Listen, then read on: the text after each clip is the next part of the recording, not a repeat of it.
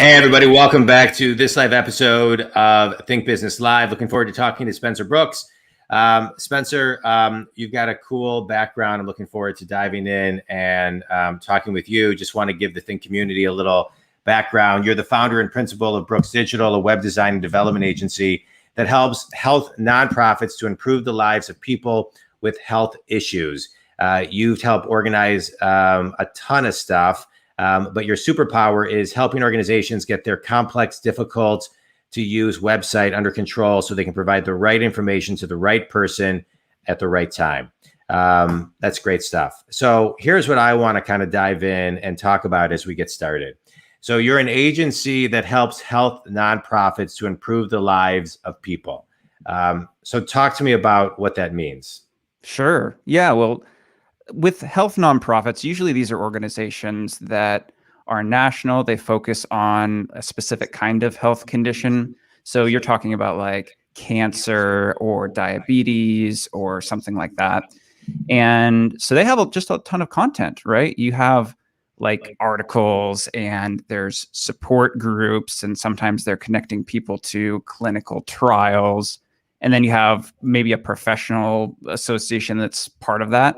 It's a vast amount of information. And so it can be really difficult once an organization gets to that size to take a random person that's coming to their website and connect them with what they need for that very specific phase of their journey. Because really, someone who has, you say diabetes, for example, they could just be newly diagnosed, or they could be living with it for 20 years. And those two people, they need totally different things. And so when you do have a huge website, it's really complicated. You want to make sure that you can get that person wherever they are to the right piece of information at the right time so they can use that to make an actionable change in their life. Well, and I also think being in the consumer's head, if they're on your site, we're all in the business of getting people's attention, right? No matter what business we're in. If they're on the site and they're in this situation, typically there's a higher stress level. Typically, I would imagine that they don't want to thumb through things. I know, I had testicular cancer 19 years ago, and I read nothing on the internet because I didn't want to read anything, because you're so hesitant to read. And so that one, talk about what kind of, I'm calling it one click to the information you need really needs to be and look like, because the average human being has less than a 7-second attention span, which is less than a goldfish. And so how do you capture that once they come to your site before they bounce off? It's a challenging task for sure. I think the first step is passing what I would consider the trust barrier. So like if you have cancer, right, you might be Googling something, but you're not just going to trust anything that you find on Google. So there's kind of the subliminal, and I've done a lot of research with people who have these different health conditions. And that's one of the things that came up during this process, is that people subconsciously will vet the information, usually through a combination of the organization itself. Like, are you a university? Or even the .org, frankly, can be kind of trustworthy in itself, but then also the design. So I think that's step one, is that somebody's got to land and they got to say, I can trust this particular website. And then after that, I think it comes down to having a good information architecture. And what I mean by that is having the content and the different types of resources on the website laid out in a way that is intuitive. And that is usually actually done through a very scientific, testable process. And so then you get like a navigation, for example, in a way that the website is laid out so that someone can go boom, boom, boom, boom, and get right to where they need really, really fast. Yeah. I think it's so it's such an art and a science, right? So don't you think, to kind of have all the right content in the right place? What's too much content? What's not enough content? I think too much content it actually really depends on how well it's organized. Frankly, I think too much content is when people can't find everything that you have, right? So I think with many topics, I'm sure you could theoretically exhaust everything that you could possibly write about testicular cancer. But frankly, it's a lot. So I think it's more determined by are you putting out so much content that nobody actually has time to read it, or it's not organized well enough so that nobody can find it? Yeah. So I think too much is when people can't actually get to what they need, or your site isn't supporting that level of content production by giving people and allowing them to explore and find it.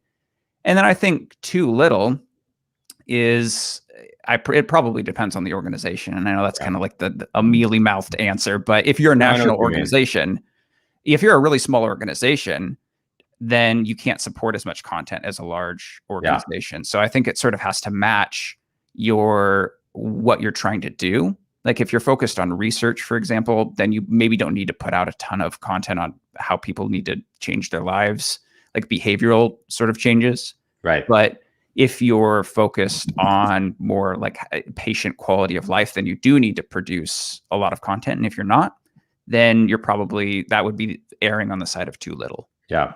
Let's talk about design. Thanks for that. Let's talk about design because, these health, the commercials always crack me up about any medication that you watch on television. It's like they're reading the side effects, showing like families, running on beaches and having picnics and having the greatest time. And then they're listing these horrific side effects that you could have, but visually you almost don't even hear because visually. So when you're talking about such serious topics, how do you connect emotionally with design? So you're not too serious to make it depressing, but you're also, not doing the opposite either. Where's the middle ground? That's an excellent question, John. I think it will depend on the type of content. So one of the things that I've found is sitting in these research sessions is that people will tend to prefer different types of sites and even designs depending on what content they want. So as an example, if someone's researching medications like prescription drugs, then you probably don't want like the mom blog kind of look, right? Like no one's going to really trust that. Right. So that kind of information does tend to need a little bit more of a clinical, maybe not in the negative sense, but it needs a little bit more of a serious touch to it, right? Visually, to again just pass that trust barrier. But if you are talking about someone who, maybe they have heart disease and they need to make some changes to their lifestyle, then I found that people actually want to seek out information from other people who have made those same behavioral changes. Right.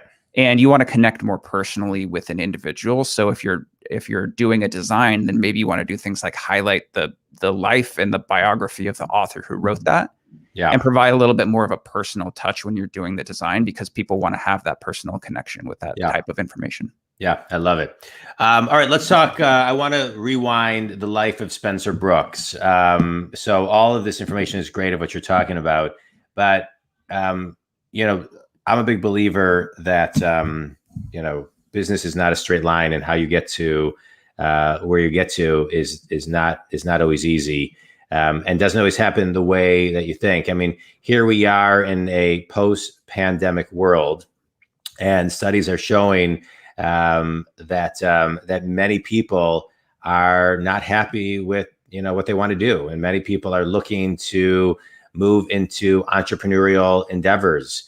And many people are looking to, 46% of, some 66% of unemployed adults said that they have seriously considered changing their occupation.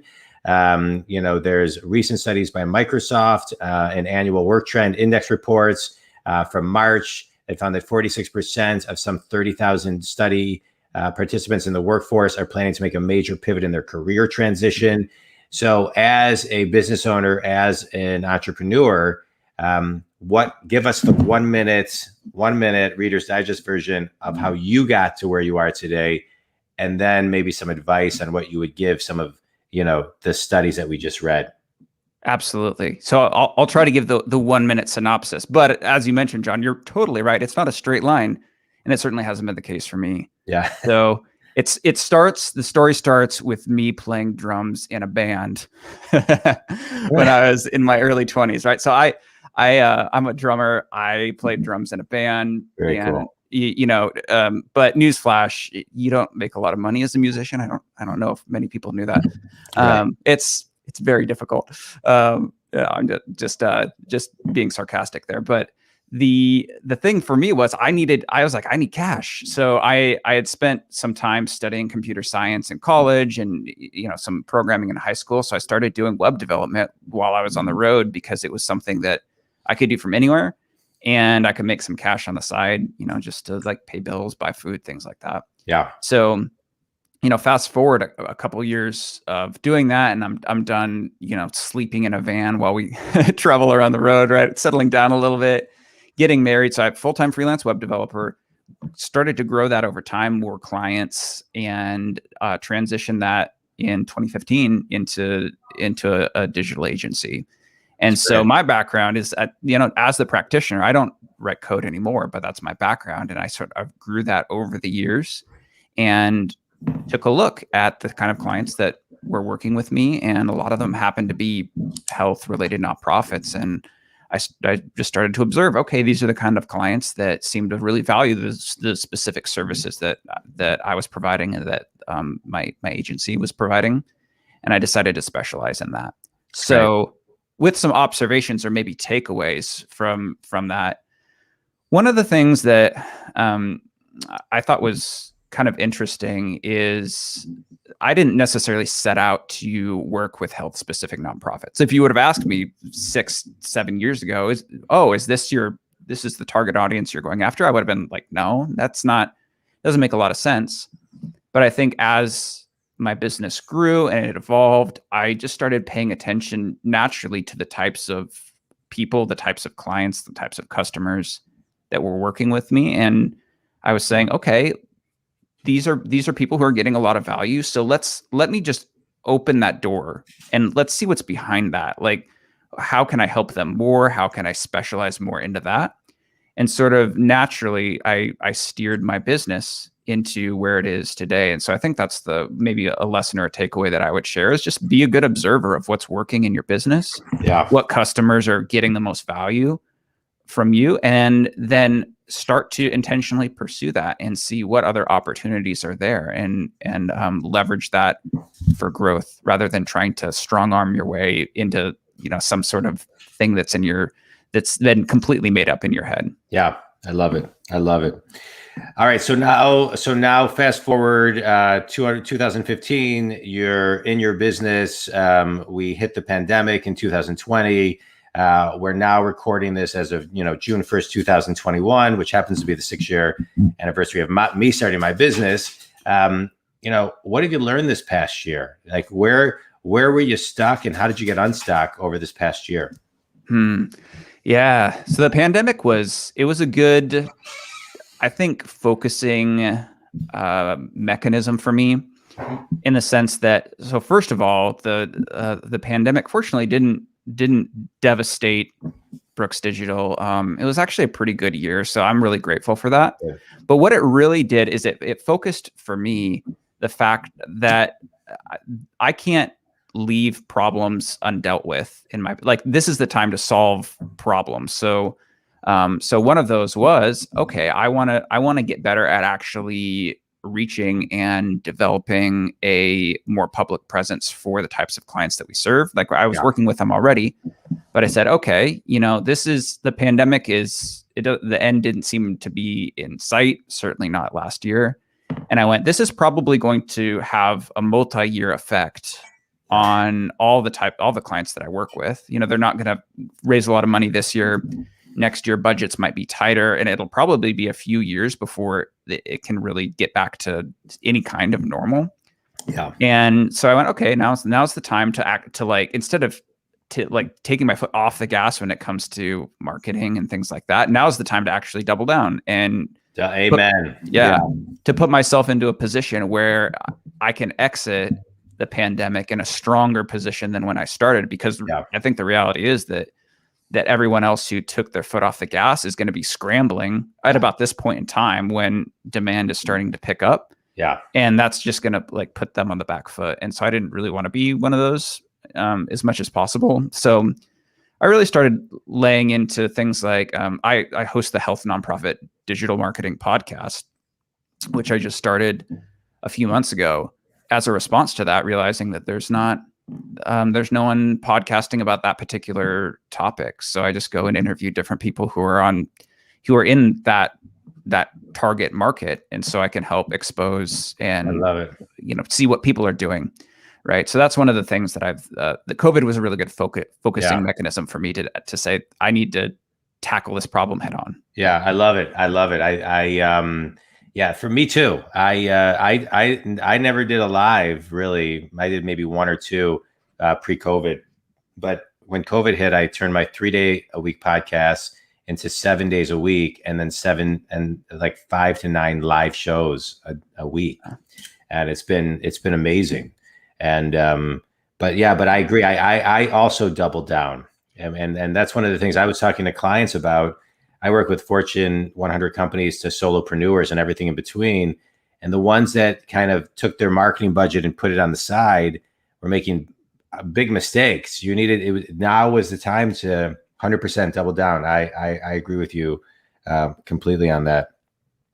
It's interesting, the internet's been around since about 1995, right? Websites and, things of that nature. My brother and I and a buddy of ours started an internet company in 1995 in our parents' basement. And so we were making websites, when Netscape was, there, and it was really, really exciting times. And in 1997, we ended up selling our company, and then to a company called US Web, if you're familiar with them. They were the largest, one of the largest in the world at the time. And what's interesting is I like your perspective on how websites have changed over the decades, right? Because some of the things, as Flash came out and all of these high-end things came out to put on your website that were very, draining in download time. I think a lot of the fundamentals are back of websites, right? The basics, knowledge, education, content, quick read. You don't need too many cute bells and whistles. You just need to be concise. So I just would kind of like your take on kind of, over the last couple of decades and where we are today on, what makes a simple yet powerful good web design website. Yeah, it is a big question. You're right. The web has fundamentally changed. I think Google has been a big driver of actually defining what a good website is, for better or worse, because as I'm sure Google is kind of the gatekeeper, one of the gatekeepers, certainly. So I think definitely the ability to have your website be viewable on different kinds of devices, right? So it could be like a phone or somebody's tablet, or it's been the case for a long time, but I think it's even more important now as people continue to use their devices more and more to have an optimized experience for the device. And when I say optimized, I generally mean it's got to load pretty fast. Like, people's attention spans are dropping because there is so much content out there. So I think the design is certainly a part of it, but even beyond that, I think there is just a glut of information now. That's what the internet has done, is it has exposed so much information to humanity as a whole, that the challenge now actually becomes, how do you filter out the noise, find the signal in the noise? And so I think a good website is honed in on how am I going to be signal for my particular audience? Like, what is signal for my audience and what's noise? And that definition kind of changes, but I do think it starts with good writing on the web, right? How do you write clearly and concisely, get to the point, organize it, structured headings, things like that. That's one example, but I really think that there's just so many websites, so much content right now, that if you are honed in on that signal, what is signal to my industry, to my audience, then I think you're going to be able to craft a website that really gets at people instead of just falls into the noise. Yeah, I think that's really well said. I think I love everything you just talked about. Your ideal clients, tell everybody who they are. Usually national health nonprofits. So that would be like I've said, people who are focused on a particular type of health issue, like cancer, different types of like diseases or rare diseases, things like that. Yeah. And that generally have a large web presence, something with a lot of content, and they need help getting that organized, under control, and adding to it. What was it, before we go into a quick speed round, what was it about this niche that spoke to your soul? Well, my brother has a rare disease, actually. So it's like literally a 1 in 100,000 rare disease that he has. And so he's actually in a wheelchair, and I don't have time probably to do the whole story. But I directly witnessed what it's like to be a family member of someone who has a progressive degenerative health issue. And so, and I realized just it's a massive impact on a family. It literally can redefine and consume so much time and energy. Yeah. When that big diagnosis hits, it's like the entire life of a person and their family just reorients around this thing. Yeah. And so I think health nonprofits have a very unique role in between the patient experience and a provider, like a doctor, who might be very cold and clinical. Health nonprofits bridge that gap, and they provide a lot of empathy and care and support. So that really spoke to me because I'd sat in the seat of someone who has felt that, and it's hard. Yeah. You know, I grew up, my mom had a very rare lung disease called alpha-1 antitrypsin, which is like 1 in millions. It's so rare. You're born without a certain protein in your lung, and you're basically born with emphysema. And so I understand what that's like, you know, as a teenager, my mom getting that diagnosis and how it reshapes and redefines a family, and going through and, you know, getting close to hitting your max amount. I mean, it's a wild ride. And I was a teenager at the time, but, and in my early 20s, but it is really hard. And so companies like yours are so important to, bring the heart back into something that can feel a little heartless at times, right? Where in many cases you're just a number, but there's a group that kind of like pulls you up. And so I think it's amazing. Let's talk about a quick speed round. Well, first tell people how they can connect with you. Sure. Well, you could go to brooks.digital. So that's not .com. It's one of the fancy .digital domain names. Feel free to visit there. You can send me an email at spencer@brooks.digital. It's a good way to connect with me as well. All right. Quick speed round. Sorry, my dog keeps on coming like in and out. And people are like leaving and coming in and out of my house. All right. Quick speed round. Best piece of wisdom you've ever received. Oh, you got to hit me with that.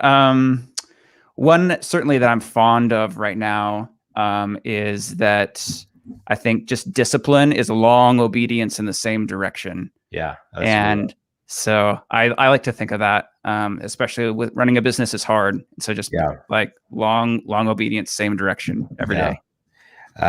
Favorite book and why? 7 Habits of Highly Effective People was a big influencer for me. Yeah. I think just on recognizing your locus of control in your life. Like this is the thing, these are the things that are in my control. These are the things that are not in control. Knowing that, and effective communication, listening. There's so many good things. I read that in my early 20s and it was really foundational for me. Yeah, it's so good. So powerful. Finish this sentence. One thing every person needs to do to ramp up their discipline is?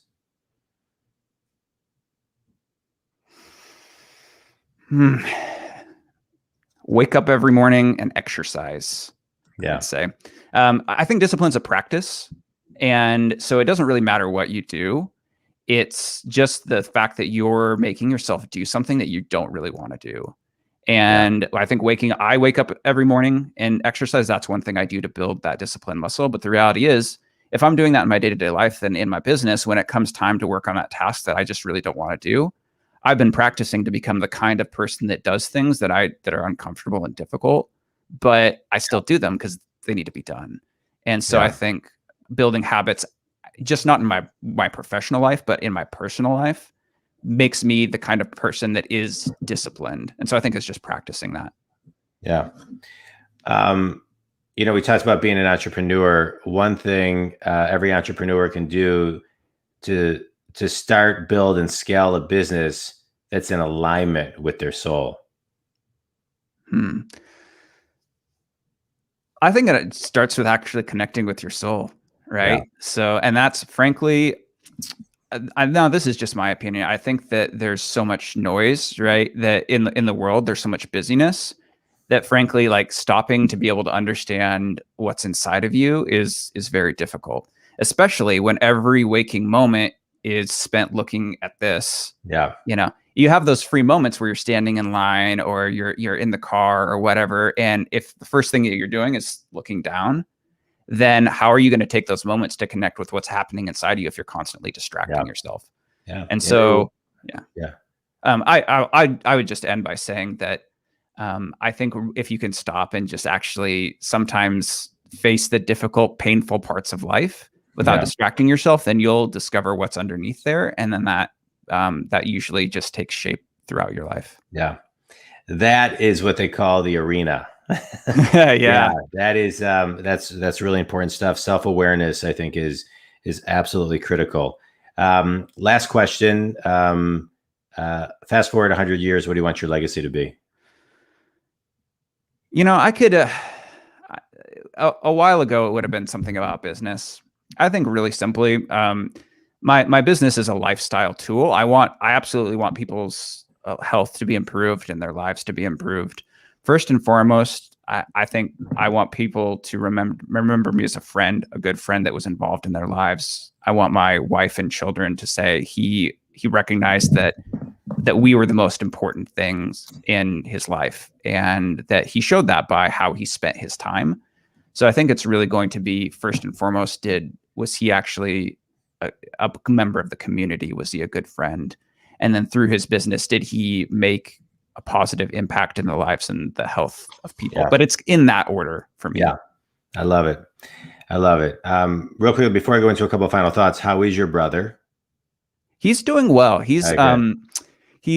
They're working. So he's got a whole thing going on, but he's actually getting some, I think, gene replacement therapy, which, I mean, it's a genetic disease, but the idea is that they can actually stop the progression of it theoretically by sequencing this like custom stuff to fix the defective gene, Wow. right? And it stops the disease from progressing. So it's still, I mean, he's still in a wheelchair, right? It's hard, but there's some. He got a diagnosis after 20 years. That's huge. Yeah. and there's stuff on the horizon for him. So I'm really thankful for that. Good. Well, my thoughts and prayers are with him and everyone in your family for continued good news. Yeah, thank you. So a couple of things. So I want to recap a couple of things. That you talked about today. You got to trust. You got to build trust in your website. Got to have good information. You got to be a good observer. Design is critical. Intention is critical. Focus is critical. Discipline is critical.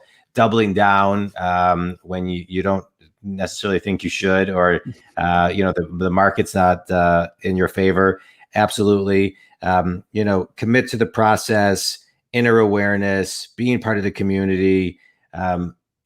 Doing things that are in alignment with your soul, I think is also, one of the biggest takeaways for me. We all, in a way, I think, teach our pain, right? We somehow find a way to kind of turn our pain into this, conscious capitalist way for us to make money. And then the more money we make, the more people we can help. And so, you're a great shining example of that. And I think it's so important. I think sometimes people are trying to figure out their path, and sometimes it's really right in front of them. They just need to kind of take that moment and take a deep breath and look inward. And, we didn't talk about this, but, get some quiet time and meditate, and then everything will kind of like come to the surface. So I appreciate you being on the show, Spencer. What are some of your final thoughts? I think the only thing that I'd say, in addition to all the stuff that we talk about, is, I mean, when it comes to websites or even just changes in your business or life, whatever, you don't have to do it all at once. Yeah. I work in Brooks Digital Works in a kind of this agile way, right? Where it's more about prioritizing change and being responsive to like the business environments or what's happening in your life, rather than writing out a prescriptive plan and then following that and realizing in 2 or 3 years that you arrived at a place that with a bunch of old assumptions and you're at the wrong location. So Yeah. I think you don't have to do it all at once, and you can start and point yourself in a direction, and it's okay to make changes along the way. It's great. Yeah. And that's, I think, important. I have, I coach solopreneurs to Fortune 100 companies. I do. And I also have private coaching groups. And I always echo the following: stop one thing, start one thing. Just take one thing at a time, put everything else on the shelf until you're ready. Because I think that's really important. Think community, I grateful that you tuned in today to hear about Spencer and his company, Brooks Digital. Spencer, I really appreciate you being on the show. Brooks.digital is the website. You were talking about, learning things and not doing everything at once. Think community, you can go to johndwoskin.com and download my book or my ebook for free. It may give you some ideas on how you can not only grow your current business, but maybe help you get in alignment with what you want to be doing, because lots of studies are showing that post-pandemic, people are going to be starting their own businesses or side businesses and things of that nature. Spencer, really appreciate you being on the show. Tell everybody one more time how to get a hold of you. Sure. Well, first of all, thanks for having me again, John. It was awesome to have this conversation. Brooks.digital is the website. Shoot me an email, Spencer at Brooks.digital, spelled like my name there below. It's Spencer with a C. And would love to hear from you. All right. Spencer, thanks. That was great. Think community. Appreciate you all. As always, thanks so much.